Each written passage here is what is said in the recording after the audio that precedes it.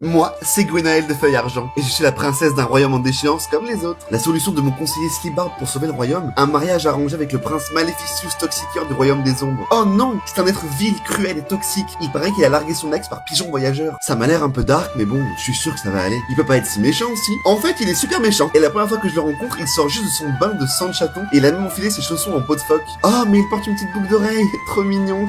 Je vais devoir l'épouser, et donc, je vis dans le château des ombres avec lui. Je dois maintenant apprendre à connaître Maléficius. Il est très violent, fait de la magie noire et ne mange que de la viande crue. Et ici, je n'ai que 3 chambres, 12 salles de bain et 14 lits différents. Sans parler des 3 majordomes. Seulement? Mais on est où là? Je suis redevenu roturier ou quoi? Il ne sourit jamais, grogne beaucoup et menace d'exécuter des gens quand le dîner est froid. Mais bon, chacun ses petits défauts, hein. Et puis parfois, quand il pense que je dors, je l'entends soupirer très fort en regardant la lune. Donc je sais qu'au fond, il est sensible. Maléficius me dit souvent qu'il ne peut pas m'aimer, qu'il est maudit, qu'il est né pour détruire, qu'il finira par me faire du mal. Du coup, évidemment, je tombe amoureuse.